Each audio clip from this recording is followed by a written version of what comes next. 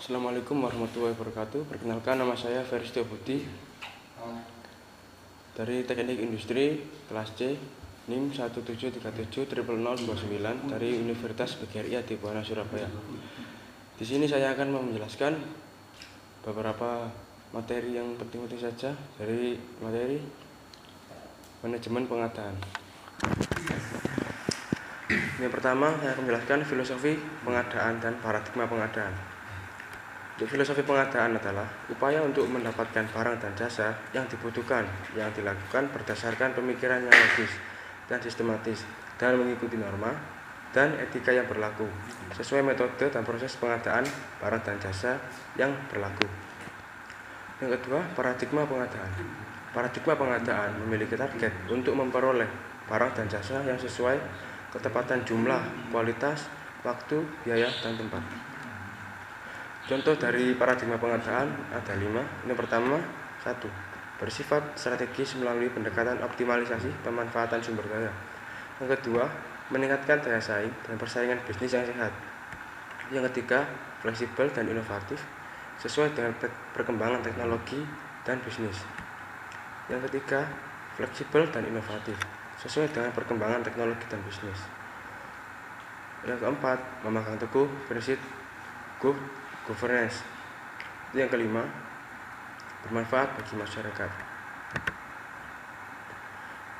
Yang kedua, model pengadaan. Model pengadaan ada 7.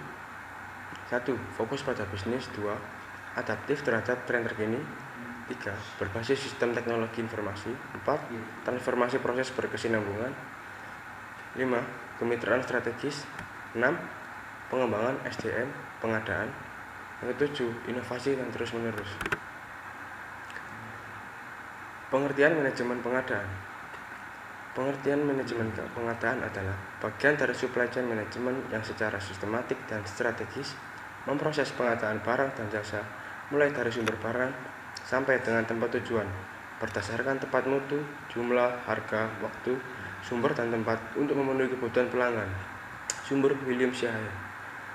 Pengadaan merupakan profil center karena terlibat langsung dalam proses produksi dan kegiatan operasi yang menentukan biaya produksi dan hasil kerja pengadaan, berakibat langsung terhadap kinerja serta menentukan keuntungan perusahaan.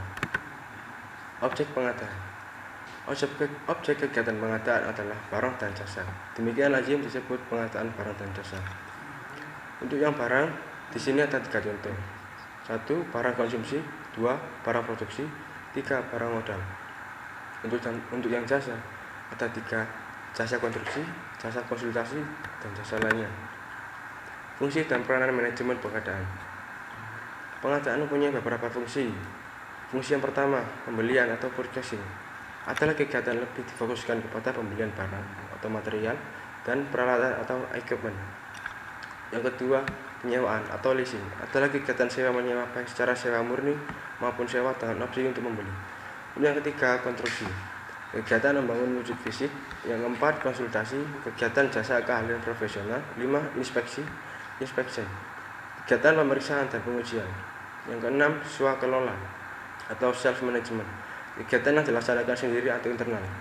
7. Tukar tambah atau trade-in, kegiatan tukar-menukar barang dengan membayar selisih harga untuk memperoleh barang yang sesuai dengan kebutuhan operasi untuk menghindari kerugian perusahaan.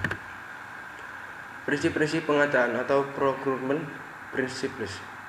Dalam pelaksanaan kegiatan pengadaan, sejak perencanaan harus menerapkan prinsip pengadaan berupa 1. Efektif. Efektif dalam hal ini sesuai dengan kebutuhan yang telah ditetapkan dan dapat memberikan manfaat sebesar-besarnya dan sesuai dengan sasaran yang telah ditetapkan perusahaan. Efisiensi, diusahakan dengan menggunakan dana, daya, dan fasilitas yang kecil-kecilnya untuk mencapai sasaran dalam waktu singkat dan dapat dipertanggungjawabkan serta memberikan kontribusi sebesar-besarnya. Kompetitif, dilakukan melalui seleksi dan persaingan sehat di antara penyedia barang atau jasa yang setara dan memenuhi syarat tertentu berdasarkan ketentuan dan prosedur yang jelas serta transparan. Transparan, semua ketentuan informasi baik teknis maupun administratif termasuk tata cara evaluasi, hasil evaluasi, dan penetapan pemenang harus bersifat terbuka bagi penyedia barang dan jasa yang berminat.